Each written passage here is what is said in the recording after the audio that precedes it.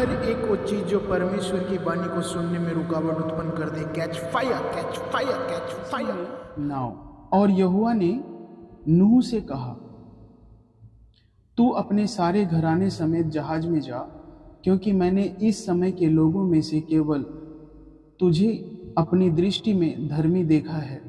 सब जाति के शुद्ध पशुओं में से तो तू 7-7 अर्थात नर और मादा लेना। हालेलुया।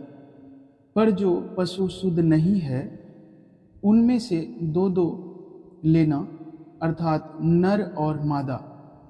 और आकाश के पक्षियों में से भी 7-7 अर्थात नर और मादा लेना, कि उनका वंश बचकर सारी पृथ्वी के ऊपर बना रहे।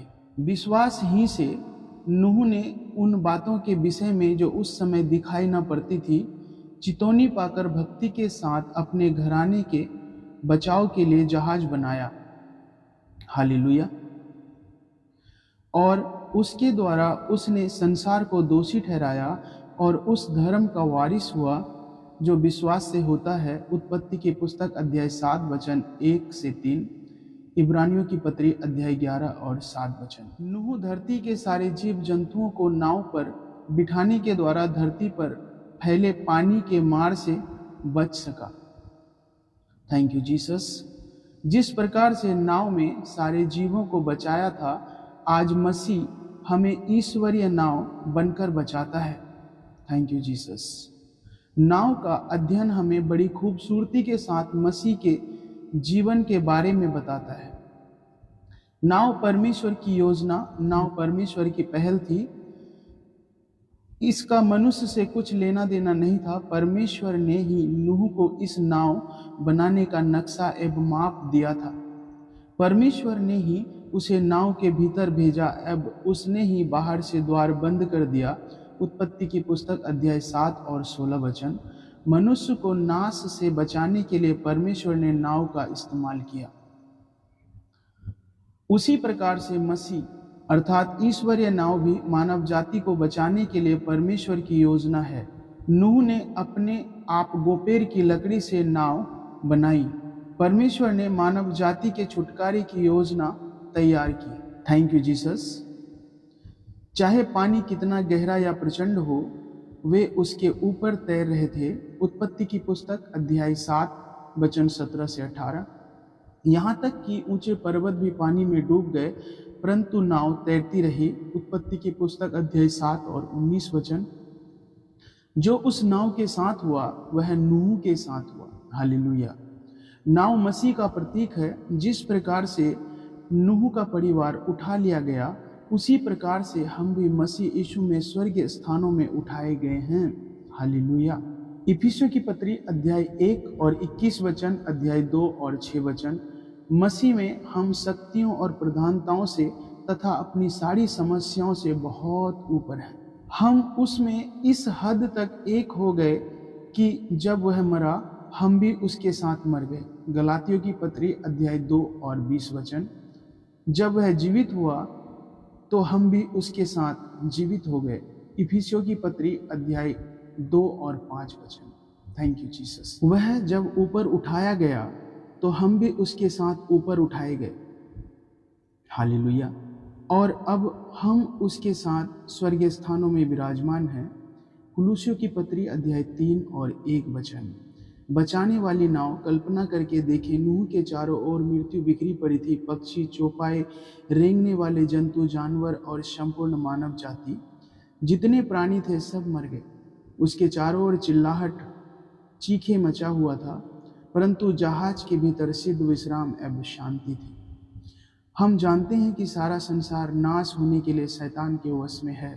पहली यूहन्ना की पत्री अध्याय 5 और 19 वचन। मसीह के बाहर कोई सुरक्षा नहीं है, जबकि मसीह के भीतर खतरा नहीं है। हालेलुया। हो सकता है कि हम अपने चारों ओर विनाश या महामारी या आपदाओं की खबर सुने, परंतु कोई भी वस्तु हमको नुकसान नहीं पहुंचा पाएगी। कोई भी बुरी खबर मसीह में पाए जाने वाले जन को डरा नहीं सकती, क्योंकि वह सुरक्षित है। हालेलुया। मसीह युक्त जीवन दृढ़ में पाए जाने वाला जीवन है जहां हम सुरक्षित हैं। नीति वचन की पुस्तक अध्याय 18 और 10 वचन। संसार के लिए एक नई आशा। एक दिन यह संसार नाश हो जाएगा, जैसा नूह के समय में था वैसा ही मनुष्य के पुत्र के आगमन के समय पर भी होगा। मत्ती रचित सुसमाचार अध्याय 24 वचन 37 से 44। संसार के लिए कोई आशा नहीं है, लेकिन मसीह को स्वीकार करने वाले लोगों के लिए नए स्वर्ग और नई पृथ्वी की महिमित आशा है। प्रकाशित वाक्य की पुस्तक अध्याय 21 और 1 वचन। जिस तरह से नूह के परिवार ने आनंद मनाया, हम भी आनंद मनाएंगे। हमारे पास एक उज्जवल भविष्य है। भविष्य के भय से बिल्कुल ना डरें, क्योंकि सब बातें मिलकर हमारे लिए भलाई को उत्पन्न करती है। रोमियो की पत्री अध्याय 8 और 28 वचन।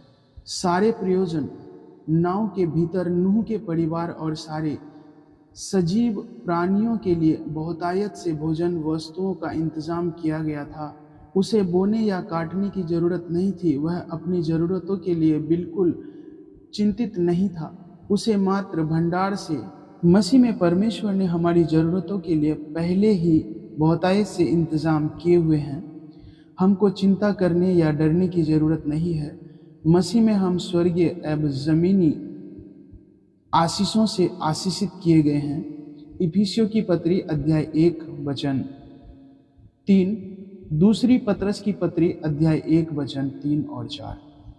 हे प्रियो, यदि जमीनी नाव मानव जाति को बचा सकती थी, तो सोचिए स्वर्गीय नाव अर्थात हमारा मसीह हमारे लिए कितना कुछ कर सकता है। मसीह में आने के बाद हमको किसी बात से डरने की कोई ज़रूरत नहीं है। हियाब बांधें, क्योंकि हम नाश करने वाले की पकड़ से बाहर हैं। आमीन। धन्यवाद प्रभु।